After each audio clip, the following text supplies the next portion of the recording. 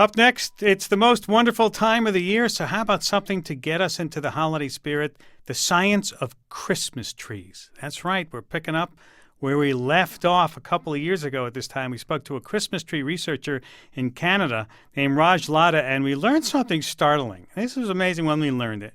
If you want your Christmas tree to stay healthy, don't leave a fruit basket gift underneath it. It knocked me out. Here's how it sounded. If you have a large bowl of fruit, will it give off ethylene? Yeah, of course. Don't keep your fruits close to your trees. Seriously, keep the fruit. Honestly, yeah. Yeah. If you get a fruit basket for Christmas, exactly. Don't put it under the tree. Trees. Get the fruit basket away from under the tree. Get away. Yeah, that's correct, actually, Aaron. And there you have it.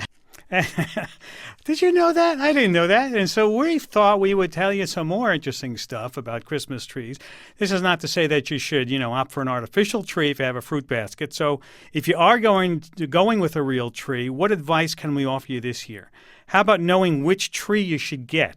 Yeah? Or if you already have your tree set up, how can you keep the tree healthy and your home relatively needle-free? Well, my next guest has some handy tips on how to make a Christmas tree last into the new year. Rick Bates is an associate professor of horticulture in the College of Agricultural Sciences at Penn State. He joins us from WPSU in University Park. Welcome to the program. Good afternoon, Ira. Thanks for having me. Is there a specific species that makes a good Christmas tree one better than the others? There are. If you look at kind of everything that's out there on the market, you're going to see spruce, you'll see pine, you'll see Douglas fir, and then what we call true fir. And the true fir tend to be kind of like the Cadillac of the Christmas tree species. In the East, Fraser fir tends to be the species of choice. In the western U.S., a lot of people really like noble fir. So it's fir tree. Yeah, it's a fir as opposed to a pine or a spruce. Do you know how to ask to see, if you're getting the real fir tree or not? Well, usually a retailer, even somebody at a big box store, for instance, usually could tell you the difference. Certainly the true fir, the needles tend to be soft. You can run your hand over a branch and they'll be nice and flexible and soft. When we think of Christmas tree aroma, we're often thinking about firs, whether we know it or not. Balsam fir or concolor fir tend to be really aromatic. Right. The spruce tend to have a kind of a spiny or prickly needle. So if you grab hold of, let's say, a Colorado spruce, you're going to know it. The pines, for instance, white pine, tends to have a real thin, long, fine needle, real soft, real fine texture. 1-800-989-8255 is our number if you'd like to ask anything about Christmas trees. There's a lot of research. When we were researching this, Rick, we found that there's a whole bunch of research in Christmas trees, a lot of it going on. Why is that? Well, there is. It's a big industry. If you look at how many Christmas trees we consume as a nation, the U.S. uses about 30 million, plus or minus a year. Europe, Western Europe particularly, they're closer to 50 million. So it's a $1 billion a year plus industry. There are a lot of Christmas tree farmers across the country, probably in the neighborhood of 15 to 20,000 producers of Christmas trees. So it's a big industry. Yeah. Rick, let's get into some of the do's and don'ts of a Christmas tree. For example, when is the best time to buy the tree? Well, usually sometime after Thanksgiving is when the Christmas tree sale season starts to heat up. It kind of depends on what your estimation is of how long you want to leave the tree up. I normally go out and get a tree the weekend after Thanksgiving, and I procrastinate in taking it down, and so it sometimes doesn't come down until after the first of the year, so it may be 5 or 6 weeks. So you don't want to push the envelope, or you might end up with more needles on the floor. Yeah. So generally 4 to 6 weeks ought to be the limit. So if you're, let's say, choosing a species that maybe doesn't have the best needle retention, let's say a white pine or a Scotch pine, maybe you want to wait until the 1st of December. In that first week of December, or the second week of December, you may not want to try to leave it on display for quite as long. Let's talk about a live tree. We've had a number of tweets. Nathan Ryder, Fluvo, well, they want to know first, should I dig up an Xmas tree to plant after the holidays? How can I make sure it lives? How do I keep the tree alive and replant it after Christmas? What are the do's and don'ts for a live tree? Those are all good questions, and it tends to be a little bit more complicated, than the face value of the question. We have a lot of trouble keeping live trees alive when we transplant them back outside in the landscape after Christmas. And probably the best way to go about it, rather than actually digging up a tree and hauling it inside, would be to go to a local garden center or some of the retailers that are now offering this kind of product, like a containerized conifer, maybe a little bit smaller than a 6 to 7 foot tree, but they're out there and they're becoming more common. Start with that kind of product. And then, rather than planting it outside directly after the display period, after the first of the year, keeping it inside, something like an unheated garage. The light doesn't matter so much as just not exposing it to the real cold temperatures, especially here in the Northeast, after you've had it on display. Do you water the root? If you have it in your garage, do you water the root ball at all, or just leave it? Because it's a cooler environment and it's not exposed to the wind, it doesn't use a lot of water. So rather than maybe a once a week watering, just check it frequently, maybe once a week, but I bet you only have to water it once every couple of weeks. It's not going to use a lot of water. And then just as soon as the ground becomes workable in the spring, that might be March for some parts of the country, maybe April, that's when you want to go out and actually plant it. If you do that, I think your chances of that tree surviving in the landscape are going to be a lot better than if you just dig something up from a farm or from your yard, drag it inside, and then replant it. The other thing to keep in mind is that the longer you keep that kind of live tree inside on display in a warm living room, the worse your chances are going to be for that plant living once you plant it back outside. So you want to kind of limit the amount of time to maybe a week to 10 days inside on display versus a cut Christmas tree. That's going to be recycled after the display period anyway, so you can leave it inside until it actually starts to shed needles. But for this live product that you want back out in your yard, try to limit the amount of time that you're going to have it inside. That's some shock it goes through if it's going to go from that warm to the cold. Yeah, exactly. Yeah. Let's go to Bonnie in North Little Rock, Arkansas. Hi, Bonnie. Hi. I'm just wondering about what variety of tree is least likely to cause allergy problems.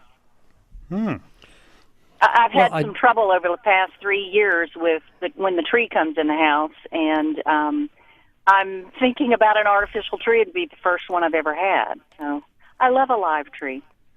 Yeah. That's a good question, and I hope you kind of stick with it and continue using a live tree. I don't know that there are really big differences between species in terms of allergies that we know about. There are some environmental factors that I think can lend to a tree maybe having the spores or the mold that might cause a problem. If you have a period of time when the tree's been harvested that's wet, or particularly if it's warm and moist. And there in Arkansas, you may have some November temperatures and conditions where it's relatively warm, there's a lot of moisture around. Often when a Christmas tree producer or retailer has a cut tree, they will bale it, which means they'll wrap it in twine, bundle it up so that it stores better. That kind of traps some of that moisture inside. So something like opening that tree up before you bring it inside, especially if it's been on display at a retail outlet under those kind of warm, moist conditions, that can help. Let it dry out. Should you cut it? Put a fresh cut where the old one is? Well, that's going to help in terms of the longevity and the quality of the tree inside. It may not do much in terms of allergies or spores. The other thing is a lot of choose and cut farms and the better retailers, they're probably going to shake the tree before you buy it. So they'll put it basically on a device that simply vibrates the tree, and that knocks out any kind of loose needles or dead needles that may be up in the tree. And that gets rid of a lot of the debris, a lot of the structures like the dead needles where, there might be a spore or something on that needle, and that can kind of clean the tree up. So that can help. Under most conditions, people generally don't have much of a reaction. Bonnie, thanks for calling. Good luck to you. Okay, thank you. 1-800-999-8255. Let's go to Stan in Tallahassee. Hi, Stan. Hey, I had a question. We have one year we let our tree stay out on the back lanai, and we're in North Florida, and the temperature was cool, and there was a lot of sun. And I was wondering, does that affect your, how does temperature and light affect how long your tree will live? And I'll take off here. Okay, thanks. Yeah, what affects how long? What affects how long your tree will live? And maybe you can throw in that question I asked about cutting it when you get it home. Will that affect how long it lives? It does. The best way to look at it, I think, is it's a combination of genetics and environment. And the genetics are based in the tree. So there'll be some tree-to-tree differences and some differences between these species that we've talked about. But then the other big factor are the environmental conditions that the tree is exposed to. And really what we're talking about are the environmental factors that relate to water, to hydration of the tree, and to how quickly the environmental factors around that tree pull water out of the tree. And so the key is, if you want to control the environment, is to try to keep the tree as hydrated as you can during the entire display period. And so that would start with, like you mentioned, a fresh half-inch or inch cut on the base of the tree if you don't know how long it's been since the tree was harvested. That's going to open up the xylem vessels to take in water. It's going to open the tree up to absorb water, and trees actually can drink a lot of water, especially when they're freshly cut. So it's not uncommon for a tree to absorb a gallon or more a day. A gallon a day? A gallon a day. A good rule of thumb is about a quart of water per inch of stem diameter per day. And this goes down kind of over the lifespan of the tree when it's inside. But initially, that could be a lot of water. What about those plant packets they put inside? Do those help keep the tree alive? The research that we have to date don't really indicate that there's much benefit from that.